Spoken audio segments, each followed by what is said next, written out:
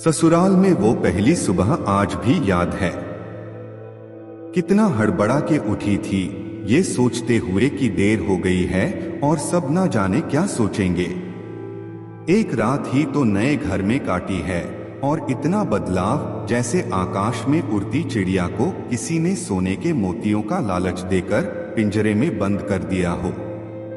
शुरू के कुछ दिन तो यूं ही गुजर गए। हम घूमने बाहर चले गए। जब वापस आए तो सासू माँ की आंखों में खुशी तो थी, लेकिन बस अपने बेटे के लिए ही दिखी मुझे। सोचा शायद नया नया रिश्ता है, एक दूसरे को समझते देर लगेगी, लेकिन समय ने जल्दी ही एहसास करा दिया कि मैं यहाँ बहू हूँ, जैसे चाहूं वैसे नहीं रह सकती। एस्ट्रिस्क कुछ कायदा मर्यादा हैं जिनका पालन मुझे करना होगा। धीरे धीरे बात करना, धीरे से हंसना, सबके खाने के बाद खाना, ये सब आदतें जैसे अपने आप ही आ गई। एस्ट्रिस्क घर में माँ से भी कभी कभी ही बात होती थी। धीरे धीरे पीहर की याद सताने लगी। ससुराल में पूछा तो कहा गया एस्ट्रिस्क अभी नहीं, कुछ दिन बाद। एस्ट्रिस्क जिस पति ने कुछ दिन पहले ही मेरे माता पिता से ये कहा था कि एस्ट्रिस्क पास ही तो है, कभी भी आ जाएगी, उनके भी सुर बदले हुए थे। एस्ट्रिस्क अब धीरे धीरे समझ आ रहा था कि शादी कोई खेल नहीं, इसमें सिर्फ घर नहीं बदलता बल्कि आपका पूरा जीवन ही बदल जाता है। आप कभी भी उठ के अपने पीहर नहीं जा सकते, यहाँ तक कि कभी याद आए तो आपके पीहर वाले भी बिन पूछे नहीं आ सकते।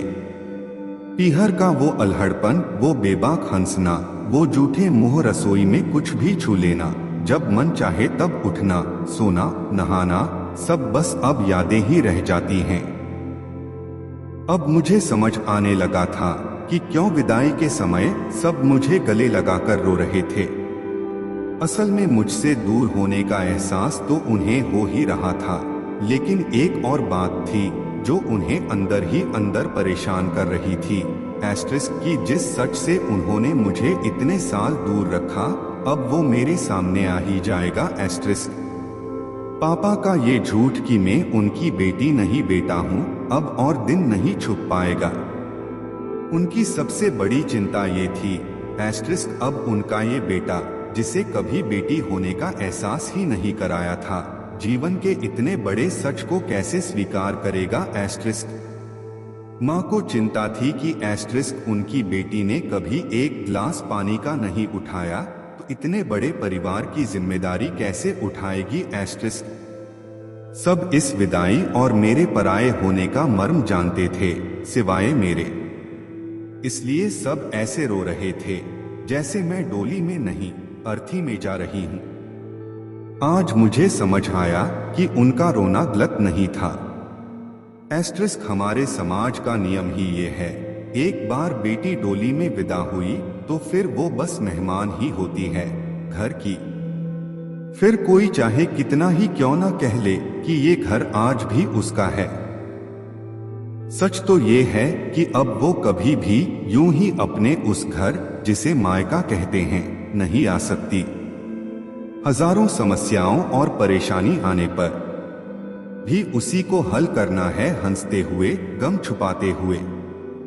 क्या यह तपस्या से कम नहीं है? अनजान जगह को सुधार कर अच्छा बनाने का काम करना। क्या कहेंगे आप?